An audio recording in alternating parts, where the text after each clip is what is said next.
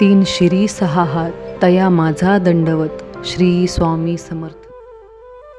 नमस्कार स्वामी भक्त हो, स्वागत आहे तुमचं पुन्हा एकदा नवीन व्हिडिओमध्ये. या व्हिडिओचं शीर्षक आहे गिरनार एक दिव्य दर्शन. त्याआधी व्हिडिओ पूर्ण पहा आणि चॅनलला सबस्क्राईब केलं नसेल तर आत्ता सबस्क्राईब करून घ्या. चला व्हिडिओला सुरुवात करू. दत्तात्रेयांनी जिथे प्रत्यक्ष वास केला असे ठिकाण, पर्वत शिखरांचा समूह म्हणजे गिरनार असे मानले जाते. 10,000 पायऱ्या चढून जिथे जाणं हे शारीरिक मानसिक क्षमतेची कसोटी पाहणारं असलं तरी एकदा तरी जायलाच पाहिजे असं ते स्थान आहे. भगवान दत्तात्रेयांनी आपल्या चिरंतर वास्तव्याने पुनीत केलेले आणि 12,000 वर्षे तपाने सिद्ध केलेले स्थान म्हणजेच गिरनार अशी दत्तभक्तांची श्रद्धा आहे. भौगोलिकदृष्ट्या असंख्य छोट्या मोठ्या पर्वतांचा, शिखरांचा आणि झुळके यांचा समूह असलेला हा परिसर आहे. पुराणांमध्ये याचा श्वेतचल, श्वेतगिरी अशा नावाने उल्लेख आढळतो. पश्चिम भारतातील गुजरात राज्यामध्ये जुनागड या शहरापासून गिरनार तर 5 किलोमीटर अंतरावर आहे. या पर्वताचा विस्तार सुमारे 5 योजना म्हणजेच 16 गावापर्यंत आहे. सुमारे 28 चौरस किलोमीटरने व्याप्त आहे. गिरनार पर्वताचा परिसर अत्यंत निसर्गरम्य, विलोभनीय, वन्य प्राणी जगताने संपन्न, विविध औषधी वनस्पतीने युक्त आहे. ही भूमी योगीसिद्ध महात्मे यांनी संपन्न झालेली आहे. आजही अनेक जण गिरनार पर्वतावरील त्यांच्या स्थानावर तपश्चर्येला बसलेले आढळून येतात. गिरनार पर्वताच्या पायथ्याला भवनाथ महादेव मंदिर, मोगीकुंड, लंबे हनुमान मंदिर अशी प्राचीन आणि प्रेक्षणीय स्थळे आहेत.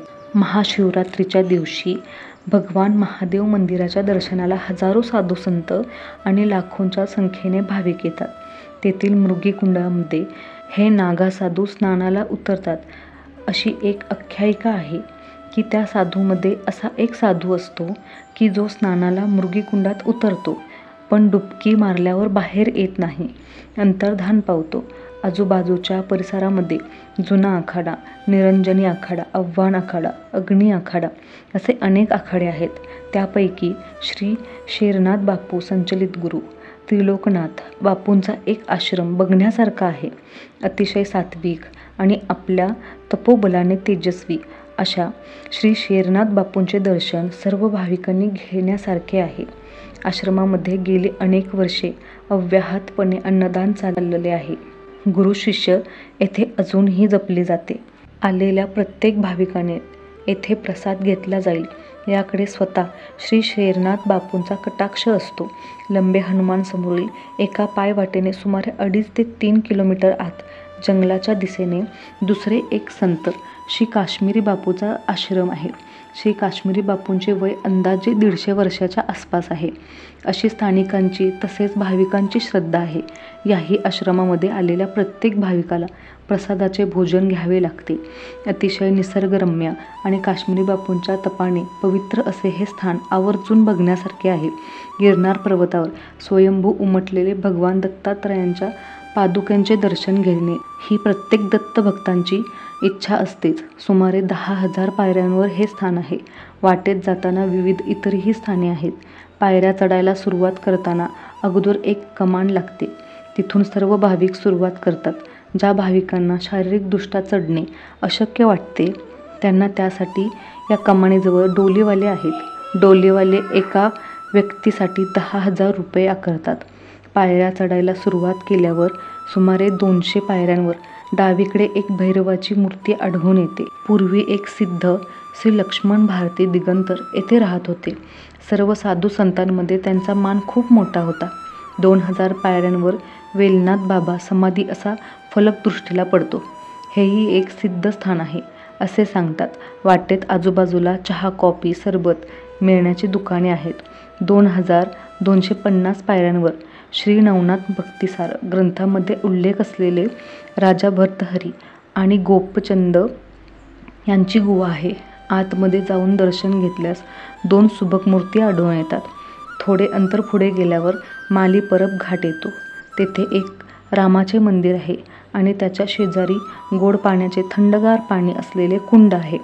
2,600 पायऱ्यांच्या आसपास राणक देवी मातेची शिला आहे. या शिलेवर 2 हातांच्या पंजांचे निशाण आहे. थोडे अजून पुढे गेल्यावर सुमारे 3,500 पायऱ्यांपाशी प्रसूतीबाईचे स्थान आहे.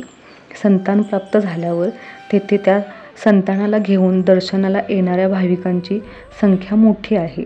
इथून थोडे पुढे गेल्यावर दत्त गुफा, संतोषी माता, काली माता, वरुडी माता, खोडियार माता अशी छोटी छोटी मंदिरे आहेत. बाजूला यात्रेकरूंना बसण्यासाठी जागा आहे.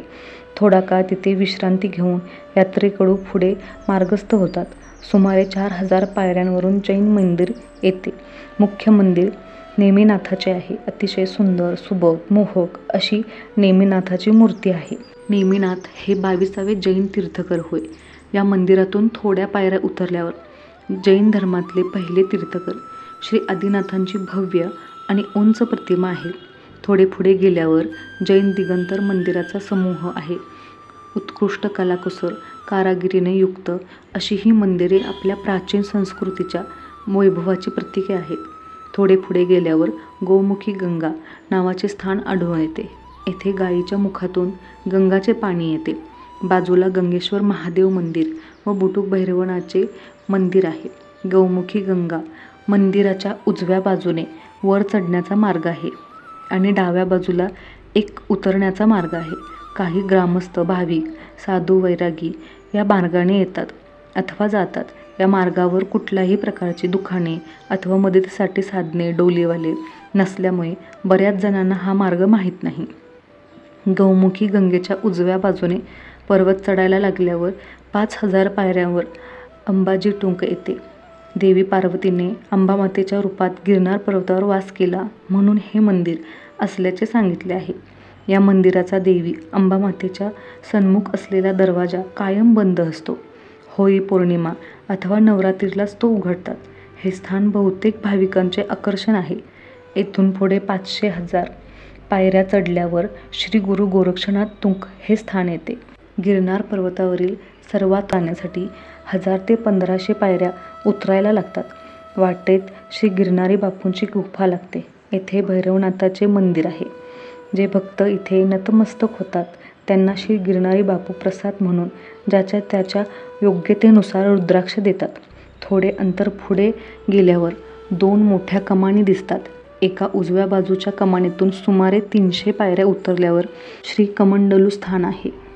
डाव्या बाजूच्या कमानीतून पुढे समोर 1000 पायऱ्या चढल्यावर दत्तटुंक आहे. चरणपादुका उमटलेल्या या शिखरावर चढताना थंडी, वारा, पाऊस यांचा अनुभव वेगळाच असतो. या स्थानावर बसून भगवान दत्तात्रयांनी 12,000 वर्षे तपश्चर्या केली आणि तेथून ते अंतर्धान पावले असा समज सर्व दत्तभक्तांचा आहे. 10 बाय 12 चौरस फूट जागेमध्ये दत्तात्रयांच्या पादुका, एक सुबक मूर्ती, एक पुजारी बसू शकेल एवढीच जागा आहे. इथे एक प्राचीन घंटा आहे. ती घंटा 3 वेळा आपल्या पूर्वजांची नावे एक एक करून घेत वाजवल्यावर सर्व पितरे मुक्त होतात असा समज आहे.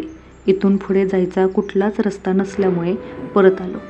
त्या वाटेवरून खाली कमंडलू स्थानापाशी जावे लागते. भगवान दत्तात्रयांची सगुण उपासना करताना चरणपादुकांची उपासना सर्वश्रेष्ठ मानली जाते.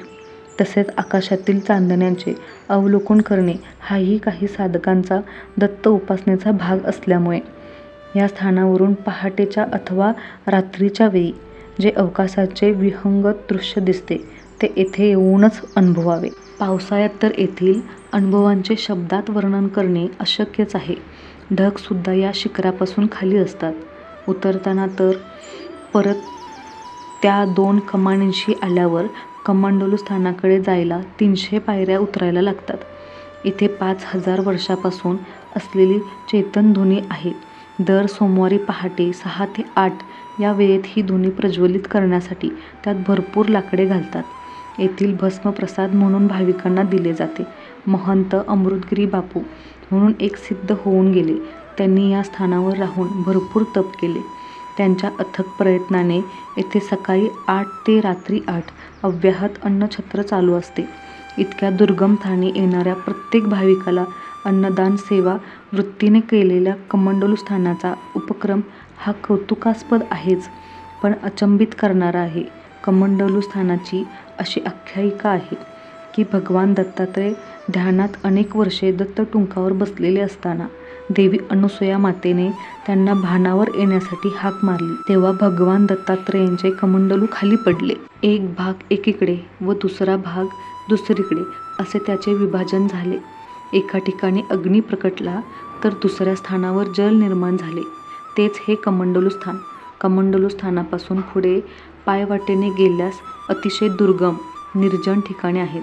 त्यामध्ये महाकाली खप्पर, अनुसूया टेकडी, पांडव गुफा, कपिलधारा, अघोरी गुफा या स्थानांचा प्रामुख्याने समावेश होतो. कृपया एकट्या दुकट्याने या स्थानी जाण्याचा कुणी अट्टहास करू नये व गेल्यास कुणी स्थानिक माहितीगार व्यक्तीस बरोबर घेऊन जाणे हितकारक आहे. परत येताना आहे त्या मार्गावरून येणे उत्तम.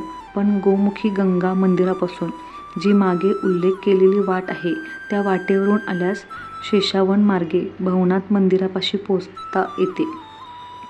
वाटेमध्ये आनंद गुफा, महाकाली गुफा, सेवादास आश्रम, सीतावन, शेषावन, भरतवन, जांबुवंत अशी अनेक स्थाने बघत बघत भवनाथ मंदिरापाशी पोहोचताच येथे या मार्गावर यात्रेकरूंसाठी कुठलीही सोय नाही. तसेच अंदाजे 1000 पायऱ्या अधिक आहेत. अशा या स्थानावर जाऊन येणे, तेथील वातावरण अनुभवणे, आयुष्यात किमान एकदा तरी ही गिरनार यात्रा प्रत्येक दत्तभक्तांना नशिबी यावी. श्री स्वामी समर्थ. व्हिडिओ आवडल्यास लाईक, शेअर, सबस्क्राईब करा. कमेंट करायला विसरू नका. धन्यवाद.